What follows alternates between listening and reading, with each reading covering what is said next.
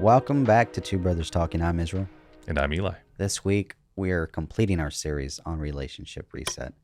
It's been a journey, and the moment you all have been waiting for is the final conversation. How to end a relationship, or rather, when to end a relationship.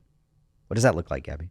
First thing that I want to talk about that I had to come to terms with, you should have peace in the right relationship. It shouldn't always feel like you're anxious and worried about what is going to happen with your relationship. If you feel that way, that's probably a sign that it needs to end.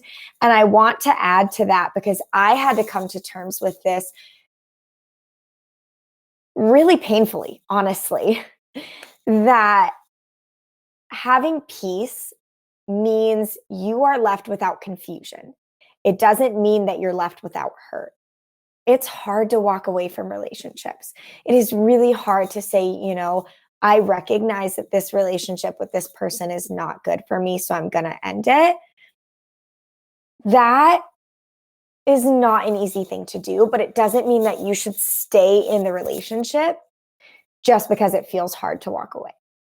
If you're constantly confused, if you don't know what it is they're looking for from you, you don't know the direction of your future with them, if there's so many what ifs all the time and you have a ton of confusion about where you guys are going, you probably need to step away from that relationship because you should have so much peace when you're with the right person. Stop waiting for the perfect time to end a relationship. I can't tell you how many conversations I've had where someone says, I'm just waiting for the right time to have the conversation. I'm just waiting for the right moment. I'm just waiting until it feels right. And you know what? We've said it 1,000 times. Ending a relationship is always going to be difficult. It's never going to be perfect. You are always going to want to run away from the conversation. Don't wait on ending it because you think the right time is somehow going to expose itself. Make the time and hold the conversation because you'll drag it out forever. And how hurtful is that to the other person? That you would sit in a relationship with them just because you're afraid to tell them you don't want to be with them anymore? Let go of them. Let them move on with their life so you can move on with your life. If this is a bad relationship, stop dragging it out. You're going to make it harder for the both of you. So prioritize making time for that. It's really important that you do. My wife was not my first relationship ever in my life. And there was a time when I needed to break off a relationship and I kept putting it off. I kept saying, I'll do it later. I don't want to do it right now. And my dad just sat me down and said, son, that's what he called me. Son, do you care for her? I said, well, yeah. But I don't think this isn't the relationship that I need. I'm not in a place for a relationship right now. So if you care for her, understand that she thinks you are just as invested as she is. Mm-hmm. And until you let her know you're not invested, you're lying to her this whole time. She's going along with the understanding that you're right there. You're there for the long haul. So unless you communicate to her that it's over, it's going to hurt worse later. It's best to do it now, to be respectful to that person in the relationship, even though it's going to hurt, to be respectful enough to them to say, okay, I'm going to be honest with my communication. Mm-hmm. I'm going to say, you know what, this isn't going, or I'm not ready. And it's okay to not be ready. It's better to be honest. Yeah. Truth be told, don't do the it's not you, it's me. We're just different people. This is come out and say it. Yeah, this is not the we're downsizing conversation. This is the what? Let's have an honest talk about why this isn't working out. And I think it's time to call it quits. Yep. The other thing is that when you leave, if you realize that it's time for your relationship to end and it's not a good relationship for you, leave with dignity. We have so many people right now on their Instagram, on their Twitter, subtweeting people, talking poorly about them. If you've been dating someone for 2 or 3 years and you've broken up with them, and you're suddenly talking about some guy and how he ruined your life or whatever on Instagram, everyone knows who you're talking about. You're dating the same person for 2 years. That is so hurtful, though. At one point, that person meant a lot to you. They were your person. And you know what? Even though they're not now, that's still someone's son. That's still someone's daughter. And they deserve your respect, you respecting yourself. Keep your opinions private. Keep your problems private. It does not need to be all of your followers' concerns why your relationship ended. Get vulnerable with your trusted circle, like your inner circle of people, not your social media or everyone at work. Please stop posting it. You owe that to yourself to leave with dignity. Give them their stuff. Okay. If you have stuff that's theirs and you broke up with them, best advice I got, return it to them. Be kind through that process. Breakups are already hard enough. You don't need to make it any harder by being toxic, by being irrational, by being aggressive. Don't speak poorly of them. They meant so much to you. Leave with dignity. Eli, you've said this on the podcast before. When you speak ill of somebody else, it speaks more about your character than it does theirs. Absolutely. And to your point about everything being on social media, like everyone is like, how do I say this delicately? Your followers sometimes don't really care because you're in and out of relationships. If you're one of those individuals that's in and out of relationships and like every few weeks you've got a new person, you're like, oh, okay, that's a new guy or that's a new girl. When you're, trash talking, they're going to be there for the comments. They're not going to be there for you. And to your point of having your inner circle, your circle of friends, whatever you call them, your trusted people that you can be vulnerable and say, you know what, that person, this relationship, it hurts that it's ending. And that's why I'm so mad. That's why I want to say all these things, because that's my defensive mechanism. And you can be honest and vulnerable. And if you need to cry, cry. If you need to vent, you can vent in a productive environment versus just putting that all out there. Because honestly, that person's living their life. They're healing from the end of the relationship. You're the one that looks bad in that, post, or you're the one that looks bad in that, reel that you made, or whatever the case may be, not them. It is my hope that, the relationship can end amicably, where both parties just agree, it's not going the direction we wanted. It's not what we were looking for.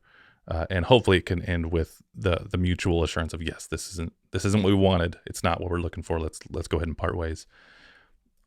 Unfortunately, that doesn't always happen. Right. And if a relationship does end poorly for whatever reason, if one person's more, hurt or one person ends it while the other one doesn't, that is going to happen. But I think, to your point, that to keeping it private is more, it's more beneficial to you and the other person, because that person doesn't need to be lambasted on the internet. You wouldn't want to be lambasted on the internet. And I think in today's generations, one thing that has been lost is privacy. I'm a very private person. I'm not, this is going to blow people's minds, I'm not really on social media. I don't go out there to just, do stuff with people I don't know. I'm there.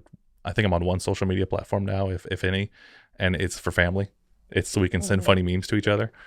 But realistically, we have to understand that it is okay to be private, and it is not, the world is not entitled to what's going on in my life. And I've had some people give us funny looks when, I'm like, I'm not really, like, they're like, oh, you never post anything on Facebook. You never post anything. I'm like, I don't do that. Like, if it's the people in my life who would need to know, they know. And it's not everyone's business what's going on in my life. And on top of that, to your point that we once cared for this person, we shouldn't be throwing them under the bus. I'm a long time sayer of buses are heavy. Don't throw anyone under one. They don't deserve that. You don't deserve that. And realistically, there's no winner in that scenario, because just to go back a little bit, you chose that person.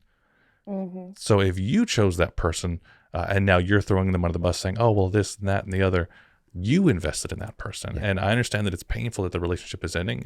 It sometimes has to happen.